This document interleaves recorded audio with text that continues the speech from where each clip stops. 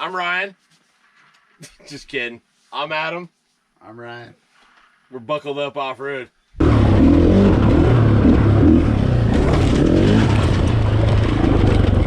Like a pilgrim shoe. That's how we roll. So today we're going to review the 30-hour on these KTM 500 EXC-Fs. 2021 models? 2022s. Oh, sorry. So we bought these bikes probably September. October. Yeah, I bought mine in September. He bought his in October. Yep. So I decided to buy one. He's like, oh, man, you really bought one? Yeah, I ain't going to get one. And then 3 weeks later, he had one. Yep. So next thing you know, we've been riding these bikes since October, basically. Uh-huh. And we just want to talk a little bit about what they are stock and what they are now. So just a real quick background on myself. I've known Adam for 25 years? 25, 26 years, something like that. Something like that. For sure. So he grew up riding motorcycles. Lots of dirt sickles. Yep. And I had never been into it, so he got me into it in the 90s. Got a XR650. XR650. He was riding an XR600 at the time. A 91 XR600. So we always have been into dual sport plated bikes. Yep. And we rode those for a while, and then we went on a trip, got into KTM's. Where were we? Gorman? Gorman. We had our 600s, Yep. and you had the 650. Yep. We got a Gorman high altitude, and we're like, man, we need to start getting some better bikes. So Right. we got off the 600s, the XRs. God love them, though. The XRs was badass. Yep. But we bought 05 525 KTMs. EXCs. EXCs, badass motorcycle. Yep. Dumped a ton of money into those. Yep. And they were great. Had a great time. And then we rode those for several years. And then we kind of got out of riding for a little bit. Yeah, we all had kids and sports. Yeah, my whole career's been off and on when it comes to motorcycles. Mm-hmm. Mm-hmm. And so after the 525s, I sold you, later on, I bought a DRZ 400. Yeah. And then you bought my 600 off me. Oh, yeah, that's right. That's yeah, right. Yeah. Uh-huh. So we were riding that again, and that didn't work out too well. You wind up selling the 600, but I was like, dude, you really sold it for that much? And you're like, I did. Yeah, well, you know. And I'm like, okay. When you have kids in sports, sometimes Okay. you have to do what you got to do. So at that point, he wasn't riding at all. I bought a 2014 300 XCW, which is a badass machine. Rode that for about, 3 years. And then sold everything, bought a house in Marietta, whatever. Everything kind of went.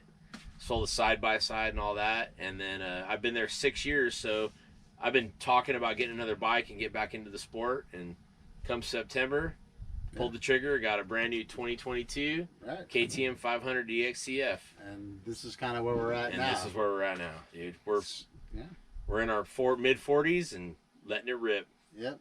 So Sort of. we're shooting this video out in basically Randsburg right now. Yeah, we're off Trona Road.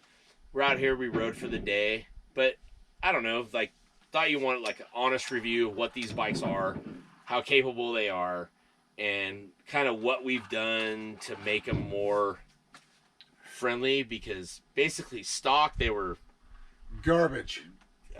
pretty bad stock, in my opinion. Like, Yeah. our old 525s, the 05s, would eat these things for breakfast, in my Yeah, opinion. well, in 05, there were no fuel injection. Things were carbureted. It was just a different animal. So now, they're fuel injected. But the stock ECU It's and garbage. the, I don't know if you guys could see, but the stock muffler, the thing was just so plugged up.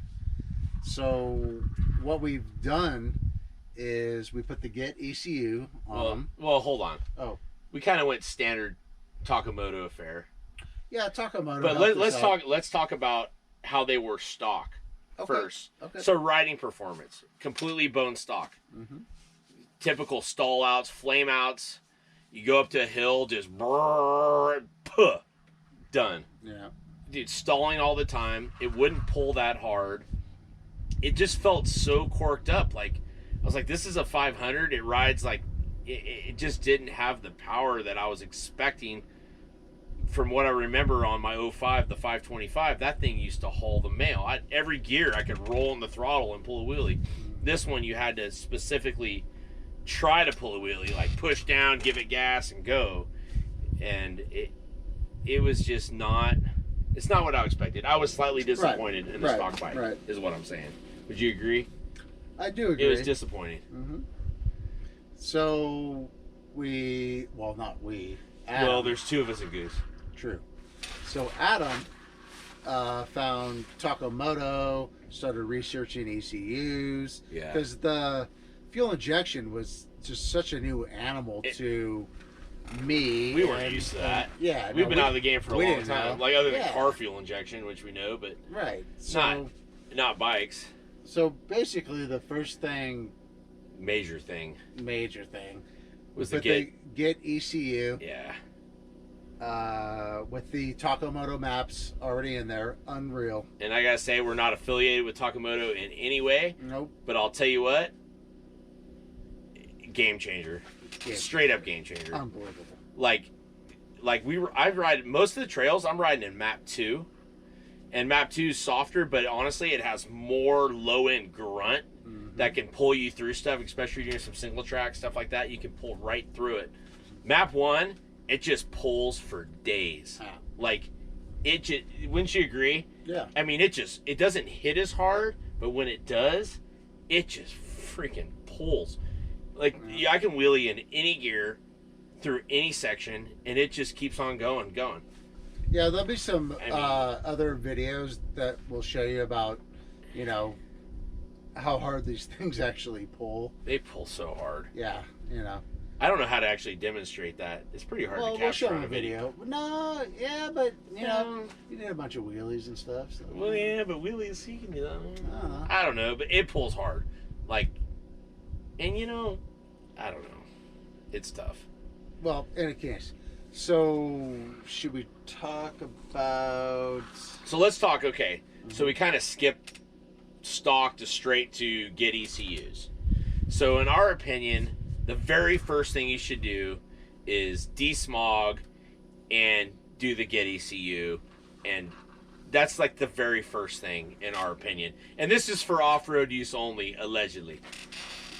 Yeah, I mean, and it's not necessary to do the full desmog to get the full usage out of the get ECU. It's more of a reliability issue. Yeah, I mean, you get rid of a lot of stuff. Yeah, but so for example, did you pull the reeds out, or did you just change the airbox? No, I did the Euro boot. Okay. Smooth. It's all smooth back to the Euro boot. I kept the stock boot without pulling the reeds out in case I ever sell the bike and someone wants the stock components. I have no idea why they'd want that, but I have it now. Well, and that brings up a good point. So I decided to just remove the reeds out of mine, and I don't know how much different it is. You're more of a pull it out guy. Yeah. So delete. So hey, rednecks are happy too, dude. Like, that's how we do fine. things. It's fine. So in any case, I pulled the reeds out, and to be honest with you, I don't notice any difference. He did that stock though before the tune. Yeah, before the get, you pulled everything out, and I didn't do that because I was worried it was going to run too lean. Nah, well, in any case, I don't recall, but it's not necessary. But I was just like, hey, if I'm peeling the O2 sensor off and the airbox reroute hose, and we're not worried about it being quiet because the reeds were kind of left in there to help quiet the bike down. And then also, allegedly, they give you a little more low-end throttle response. Yeah, but I've read enough. But I mean, like, like, seriously, after that get ECU, like, I don't need any more low-end throttle response. Well, the bottom line is you have to uncork the muffler. You have to put on something like what is that, BRP? Well, no, we're running the Pro Moto Billet. Yeah, Pro Moto Billets, and they're good. Like, they have all the fancy silencers and stuff. but I don't think you really need them. That Pro Metal billet made a huge difference. Yeah, Huge difference. I got the little tip on the end, if you know what I mean. It's supposed to make it quieter, but he rides behind me all the time, and that's not a gay joke. But dude, he rides behind me, and it's not that much quieter. It's not quieter at all. It just shoves the exhaust straight down to the ground. It's not quieter. But it works, right? What's that? The tip.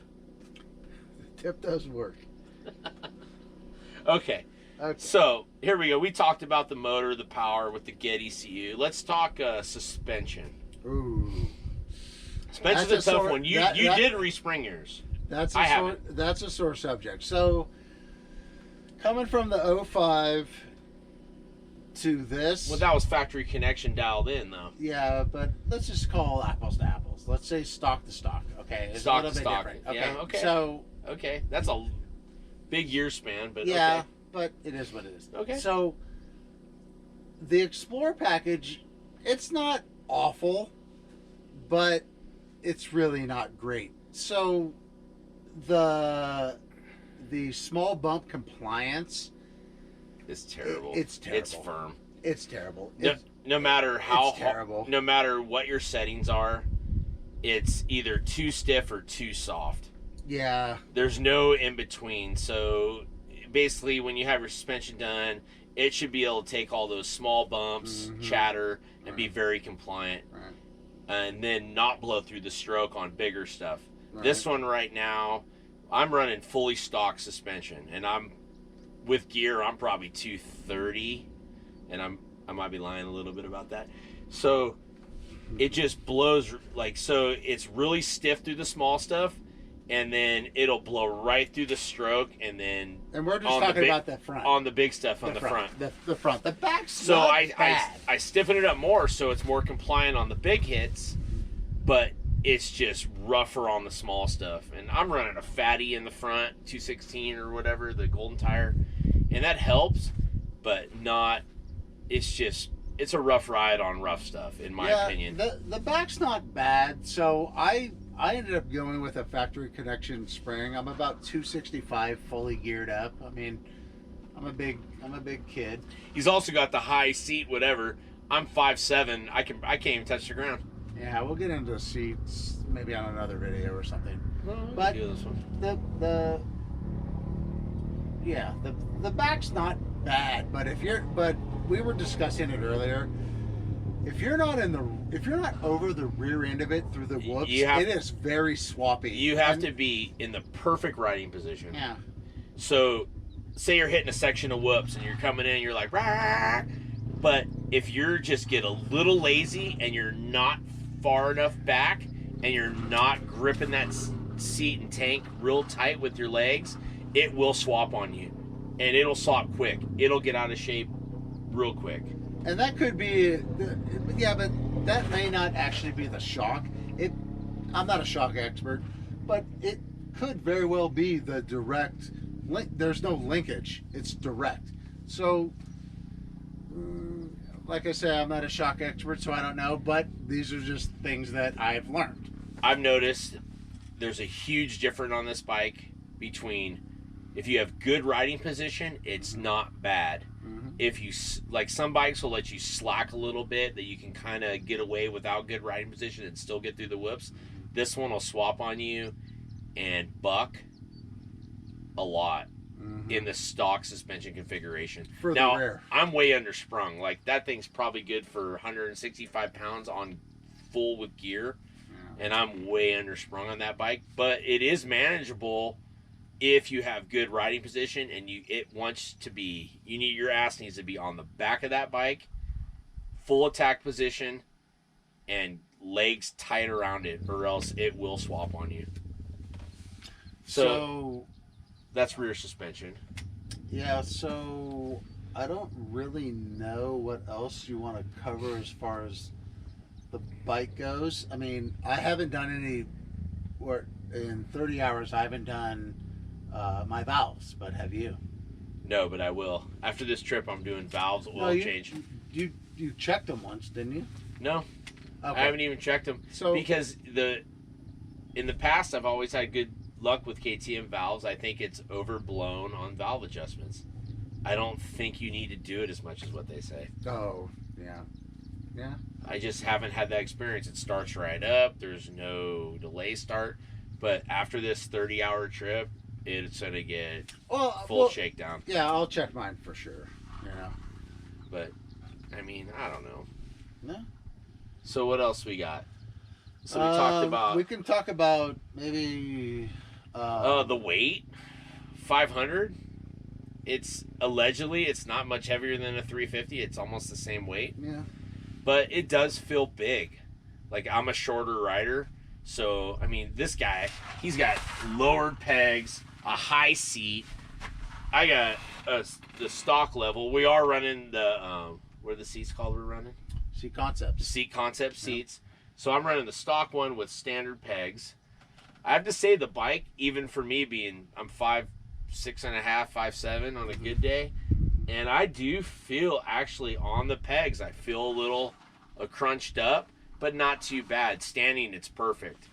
On his bike, he's got lowered pegs by about an inch. Yeah, they're... And it's way too tall for me. I mean, I'm tippy-toeing on mine with 1 foot. I can't even ride this thing. I have the high seat Concepts because I'm 6'1", and I wanted a little bit more leg room, so I got the Flow Motorsports, I think, pegs. They lower it, I think, about 15 millimeters, which really doesn't sound like a lot, but man, it is when you compare them side to side with the stock pegs.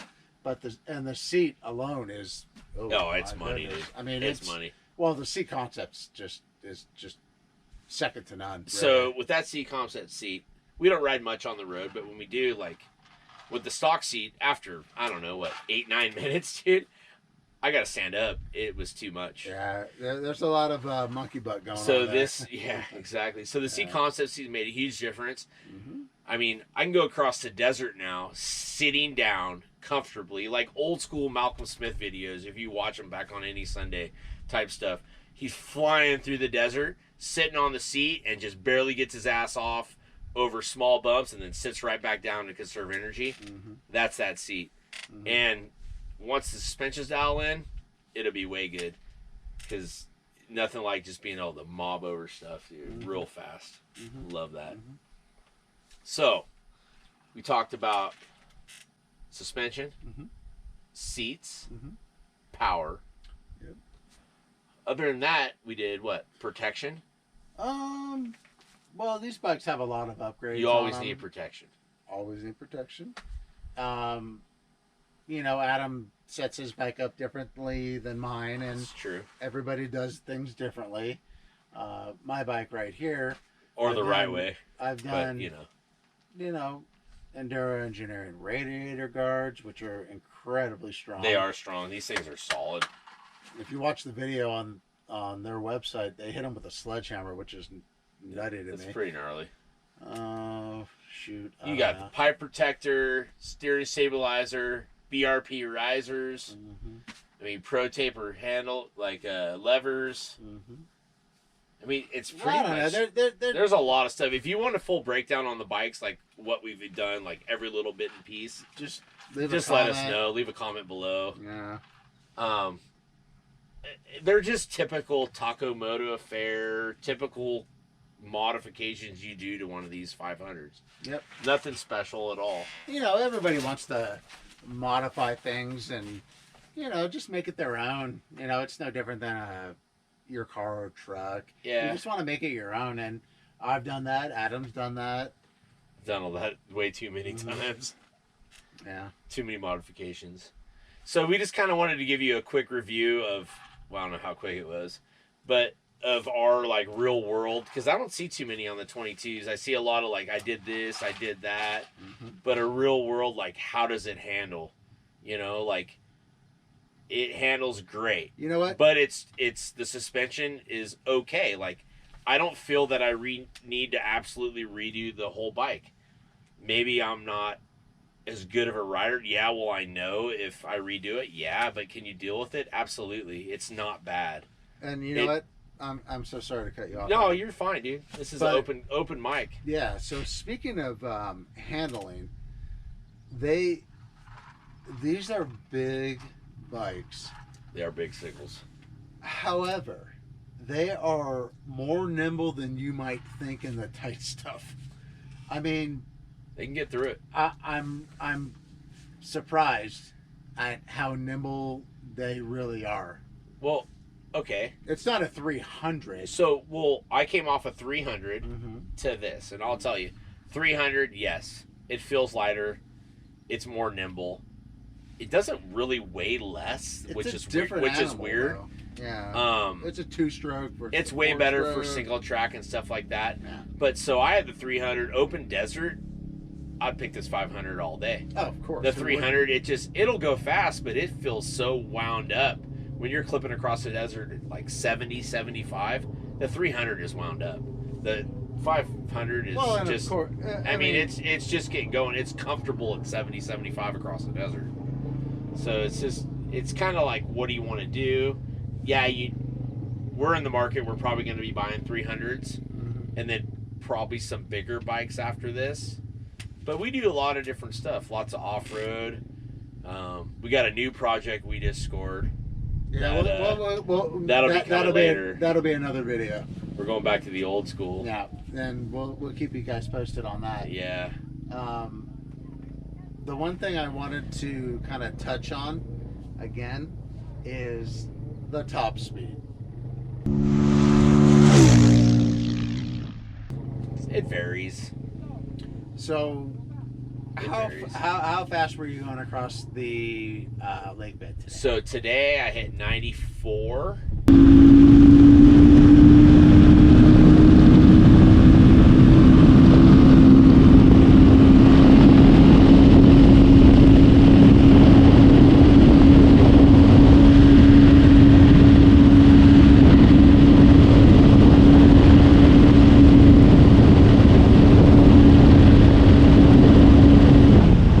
With a headwind, a few Stock? weeks. Stock gearing 1448. Stock gearing. Yep. 94. I let off at 85 because he that's gets- fast enough for me. He gets scared. And then Pretty fast, dude. a few weeks ago, out by Copper City, we got 100 out of it, and that was it. That was as much as I could get out of the bike. So it's about a 100-mile-an-hour bike with the current gearing, is what I would say. Yeah. But it takes a while to get there. Like, it goes 91, 92, Yeah. 6 gears real long. 93. Yeah. Like, I mean, it's slow. Like, You gotta tuck in. You're to get going 100. a long time. You gotta to get, tuck in to get to 100. get there. We'll post a video of some riding stuff we did today. We're out here in Trona, off Trona Road. We're just out here for the weekend, having fun. We haven't really shot any videos. We're just, This is decided kinda- why this is not throw kinda something first out one, there yeah. and have some fun with it, and that's what we're doing. So And if you guys like this, Mhm. go ahead, hit that subscribe button. I know everybody says that, but it helps. And like this video. Yep. Amen to that. You guys have a great day. Stay tuned. Peace out. Buckled up off-road.